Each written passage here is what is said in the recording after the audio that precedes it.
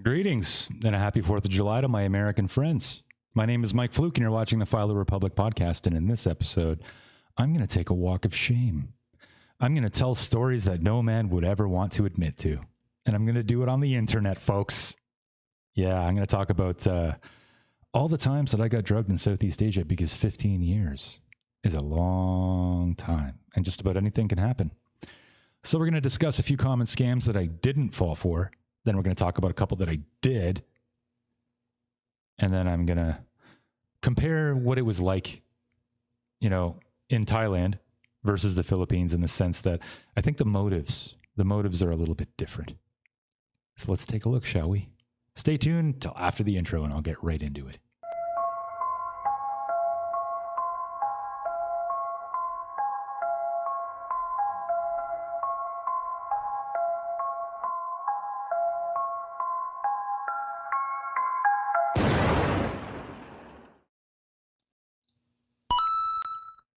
So as you know, this podcast, the main goal of it is to quickly, hopefully sooner than later, become a fresh and fit style podcast where I have a discussion panel of 4 to 5 lovely Filipinas sitting around a table, live on a live stream, 3 hours per night, 3 nights per week, where you can engage with them, just like you would on Fresh and Fit and whatever podcast, but without the whole Myron freakout thing. He's been getting better, I will admit. But yeah, if you're going to be coming to the Philippines, chances are dating is going to become part of the equation. And I'm sure it would be very useful to you if you were able to get a lay of the land and see what the ladies are like before you arrive. It's going to cost me about, $200 to $300 per episode, per live stream that I do, just to get it off the ground. Got to pay the ladies to come on the show because they're shy and they probably have to take a day off work. And then I also need to pay for some monthly services and get one more piece of gear to do it. It's going to cost me about $300 per episode in the beginning. And if you want to help out, like the video, even if you don't. Subscribe to the channel, drop a comment, tell me your favorite color if you can't think of any other reason to do so. And then if you're really wanting to shine me on, you can support the channel by clicking a link in the description, or you can join the members only community for only $7 a month. I've already made exclusive members only content. And I have one paying member at this point in time. So I love you guys. Love me back. Anyway, let's get right into it and let's take my walk of shame together, shall we? Alrighty then. All right, so there's a few common scams I'll just kind of run through. I didn't fall for these ones, but I figured if I'm going to get into story time, I should flesh it out and try to help you out as much as I can. So when you go to Thailand, I spent the first leg of my time in Southeast Asia in Thailand. I was there for 5.5 6 years. And then I've been in the Philippines since 2016 with a few trips, back to Thailand. And of course, I've also lived in Laos, Cambodia, Singapore. I went to Hong Kong for a while. I've kind of, Vietnam is the one place I haven't gone yet. I don't know why. Maybe it's because I met my wife and had kids in the Philippines and I never got around to it. But it's definitely on the list. But I've been here a long time. I know a lot of the scams that happen. I'm going to start off with some that happened in Thailand, not to me, but to people I know, and they're very common. And if you've been there, if you know, you know. So the first one that they usually do is, at the bar, obviously that's prime time. In your hotel room is prime time for a girl, to slip something in your drink. Maybe she'll do it at the bar. Maybe she'll get the bartender to do it for her. And then you have to remember that when you get back to your hotel room, that little safe that you're using, no. As a professional lockpicker and, a guy that, dabbled in a little bit of pen testing, that's an abbreviation of penetration testing. And it's not dirty. It's when you kind of hack into stuff with a white hat on and you do it to see if a business is secure. And I did it as a hobby for a little while. And I learned that every single hotel safe has a default unlock code, PIN code. So if you've got a experienced lady and she drugged you at the bar, she's going to get you back to your room. And that safe is not secure. You should probably keep your valuables under the mattress that you're laying on when you pass out. That way your big, heavy ass body can't be moved and she can't get onto that area. And if she does, she'll wake you up. Unless you're out cold because you were drugged, But yeah, those are just different ways that they get you. Another way they get you is you get out of the bar at around 2 or 3 in the morning and you're inebriated. You know, you're already half in the bag, but you're trying to maximize the fun times. So you see this tricycle driver who starts a conversation with you, and we're in Thailand. They call it a tuk-tuk. And he's like, the good vibes, man. The good vibes are flowing. You're thinking it's because you were throwing your best vibes. You were manifesting, as the ladies say. And you're putting out the good vibes into the universe, and they come right back to you in the form of a tricycle driver who tells you, hey, where are you from? Oh, my wife is there, or my cousin is there, or whoever. That place sounds great. And then they drop a little bit of knowledge about where you're from that they probably learned from somebody else that they also took advantage of. And, you know, they say, I know a place. You're a good looking guy. I'll take you to this place I know. And they take you into the outskirts of town, or they take you into like some sort of like maze of like, you don't know where the F that you are. And, yeah, they pull up in front and they say this place. And then you'll see some girls standing outside and you're thinking, oh, okay. You know, my advice to you, if you're dumb enough to get into that ride, don't. But if you do, get your buddy to wait inside the tricycle. Don't let the driver leave. Walk straight up to the menu and look at the price of the drinks. You will find, especially if you're in Thailand, one drink will cost you 5,000 baht. That's a lot of money. Do the currency conversion on that while I talk. And, yeah, it'll just be really expensive, and the girls will, you know, like if you can remove your beer goggles for 2 seconds, you'll look at the girls a little closer and you'll see that they're banshees. It's just not a good scene. Normally the guy would drop you off and then he'll drive away, and then you're kind of stuck there. And that 5,000 baht fee for one drink doesn't even include the one you got to buy for the girls. And no, you're not going to get lucky. You're also going to get drugged, because I know that if you can still afford to be there, that you've got some coin in your pocket. Cards, IDs, passports, whatever they want, they're going to get it out of you somehow. So that's one scam I never fell for, but I did do the tour. You know, I had a Canadian friend. Hi, Neil. And I took him out one night in Chiang Mai, and that happened. And I told him, I'm like, if we get in this guy's tricycle, he's going to take us, you know, I told him everything I just told you. And he's like, yeah, let's do it. And I'm like, okay, well, I'm going to wait in the tricycle. We're not going to leave. And I want you to go look at the drink menu. And he did. And he just walks out laughing, you know, and then we got back in the tricycle rider, who then pretended he had engine trouble, but I wasn't having it. And we ended up getting back to another place that I knew of, and we closed off the night. So that is one common scam that they'll comment. I guess I covered a few. You know, the fact that you're safe in your hotel room has probably got a default PIN code. If you want to learn more about that, there's this guy, Deviant Olam, O-L-A-M, Deviant Olam. You should go watch his videos, because he's all about how people clone keys on the fly, you know, and he's all about breaking into safes.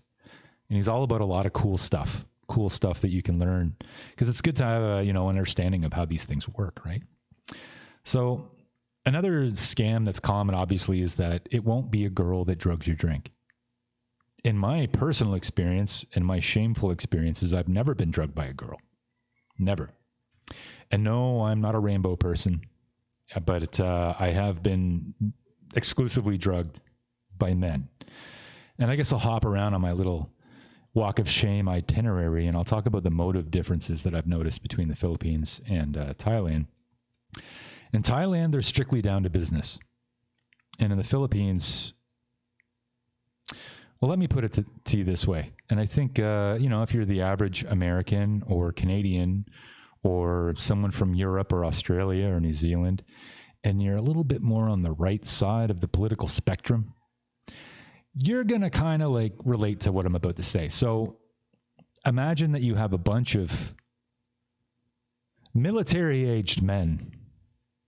Countless military-aged men are coming to your country, and they're having their way with the ladies in your country.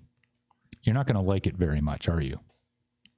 You probably don't already. So when these things kind of happen to you, you're going to kind of, if you were a 5'3" Filipino working at a bar, and every single night you see the degeneracy, to you, you're just having harmless fun. But these guys got to watch the girls. Some of them they have a crush on. Some of them, when the girl's having a dry night, might even go home with one of these guys. And they're watching you pillage. And they don't like it. So this is where I get into the motive differences between Philippines and Thailand. In Thailand, it's strictly about the Benjamins. They just want your money. And in the Philippines, it's a little bit more about them just being really pissed off. And, there's different terms you can use for Filipinos. Like, I'll stay away from the controversial ones, and I'll kind of say that Filipinos are kind of like the Canadians of Asia, in the sense that they're really nice, they're very friendly, but when they work in the nightlife world, they see a lot of things. They're still really nice. They're very nice to you. And then if you have a nice hat, this has happened to me quite often, they'll take your hat when you're not looking, and they'll play dumb. This has actually happened to me. But yeah, there was one particular incident in my past where this one employee, she was working at the bar, and just, I was going through a degenerate phase. And so I guess I got what I deserved. And she was sitting on my lap, and we're having a nice conversation. But I didn't know until later that the guy serving my drinks, who was married to another lady who did not work at the bar, was tapping the girl that was sitting on my lap on the side. And he called her into the back room. And then when she came back out, she still came back and sat on my lap, but she was acting a little bit different. She got a scolding. And then the guy, before I really clued into what was happening, he's like, I got a free round. Because the bar was closing, and he's like, you can still hang out, man. So I got to hang out after closing hours. And I was the only other foreigner in the bar. And I thought, okay, I'm safe. Everybody's cool. I know the owner of the bar, and the girl's going to come home with me tonight. I'm good. So the round of tequila comes out, and then a second round and a third round. Now I can really hold mine. I know that a lot of guys will doubt me on that, but it's true. I really can. 6 liters of beer before I go out is not that hard to pull off. And, yeah, so I'm definitely, my liver is probably really not happy with me right now, but yeah, so I'm able to handle myself, and I don't generally get inebriated. I always stay within my limits. But I started to feel a little bit off, by the time I got to the second or third shot. And I pulled the plug on the night because I thought I wasn't feeling right. And I went off and I grabbed something to eat at a food stall on the side of the road. The sun had already come out, and I got home. And right near my home, there's like a little junction of tricycle drivers. And I just stop my bike, and I just look at the guy on my left, the tricycle driver. I look him in the eye, and I say, I think I got drugged. And then I just fell over. So thank goodness I wasn't operating my bike at the time. He helped me up. I got a little banged up from that. And then I drove home the whole 1 second it took to get home from that spot, parked my bike, went to bed. A couple of days later, I go back to the bar and I say, you know what, guys? Because the owner was there and I knew the owner. And I was like, I got a feeling that I got stuck in some sort of triangle. And they're like, oh, yeah, this guy. And I'm like, yeah. And they're like, yeah, he doesn't work here anymore. And I'm like, did he? Yeah. So they figured it out because he had apparently done it to somebody else too. There's a lot of military where I currently am and where this happened. So yeah, that's, if you're going to be drugged by anybody, it's going to be a guy, and it's going to be a really friendly guy. And that goes for Thailand and here. Now let's rewind a little bit to my time in Thailand. I lived in Ao Nang in Krabi for a few years. I lived in Bangkok for a few years, and I lived in Chiang Mai, Thailand for a few years. And when I was in Chiang Mai, Thailand, they had more military presence there because of the way the politics are distributed. The people in the north were a little more opposed to the military leadership. They had a military coup, and I was there for that. And so they had more of a military presence in the north. So if you wanted to go out, you had to go out kind of early because there was an 8 p.m. curfew. So you kind of had to find like a place to go out where they would kind of have like a sleep or a speakeasy, So I found this one bar, and I'm not going to say the name, but it was right by Taipei Gate, like right just on the outside of the old city. There's a couple spots there that are good. And it was a fake restaurant, because when the military coup happened, he removed all of his kitchen equipment. And then if you ordered from the menu, they would walk out the side door and they would get the food from the business next door. So where the kitchen used to be, there were pool tables, there were girls that you can pay for, girls that you don't pay for. And there was a back room, a broom closet. And that was where I went on a ski trip, a free ski trip, completely provided, no charge. I paid for it later, though. And if it wasn't for that, I probably wouldn't have met my wife, because the guy that I was skiing with, he ended up later employing me, because that was one of the few times where I actually had to work. And if I didn't meet that guy that night, go on the ski trip with him, and I wouldn't have later ended up working with him. And then a year after I started working with him, my future wife ended up becoming the one that was dispatching my work to me. I later hired her to be my VA, and then the rest is history. I will get to that in a different video, maybe one of the next ones. But so I was having fun. There was a little bit of Rasta. I don't want to say words that'll get me in trouble, but the slopes were high, and so was you get the idea. It was a crazy night. At one point in the night, I didn't know it at the time, so I almost wet myself. I'll admit I probably did a little bit. I was, the party had expanded back into the regular part of the bar, and it was about 3 or 4 in the morning, maybe 5 in the morning. And my back is to the front door. The front door has tarps outside so that nobody can see into the bar. And bang, bang, bang, bang, bang. I'm taking a big haul off of a Rastafarian party favor. And I turn around and I'm face to face with a guy with more metal on his chest than I would care to know. And he was from the military. And he tells me to open the door. I open the door. He comes in, and then he right away has a beer and starts laughing with the owner of the bar, who was also former military, and everything was fine. But wow, that was a scary moment. Fast forward a couple more hours, the bar is cleared out. I'm hanging out with the owner of the bar. It's getting to turn into something kind of like Deer Hunter. If you know, you know. And by the end of the night, something wasn't right. I woke up a day and a half later in a house, in the bedroom of a son of a cop, of a top cop, and my bag no longer has any money in the wallet. And the guy said, "Wow, man, I really, you've been out for a while." And he was kind of playing off that he was like my savior, and that he brought me home out of the goodness of his heart. And in reality, I think it was a very good setup, but they definitely got their money back and then some. And I'm just lucky they didn't take my laptop, because I had my Mac Air in there too.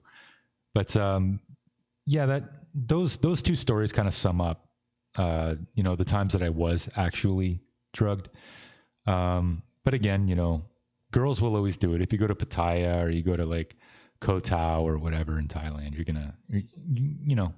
probably gonna run into these situations. But yeah. So never assume that your room and that the safe in your room is safe. Never assume that the guy that becomes your best friend is going to be your friend, because they're usually not. Make your friends, the most ideal lady friend you can make is going to be one not at a bar, unless you're looking just for fun. But that comes with risks. If you're going to make friends with a dude, it's just good to know local men, right? A lot of the local guys actually helped me go through the whole marriage process. And I'll make a video about that too in the future. But there's just, when you let yourself get vulnerable or you chase the good times, you got to be careful. So those are some stories about how I got drugged. And I think the motivation, just to kind of put a bow on it, in Thailand, it's all about the money. It's all about the Benjamins. They just want to find a way to get cash out of you. They're very good at it. But if you're in the Philippines, maybe it's because they feel like they're being invaded and they don't like it. You know, this is a party that you weren't invited to, you know? So keep that in mind. And yeah, if you've got any stories, let me know in the comments. And I guess I'll wrap that up. My name is Mike Fluke, and you've been watching the Philo Republic podcast. Have yourself a good 4th of July, gentlemen. Until next time.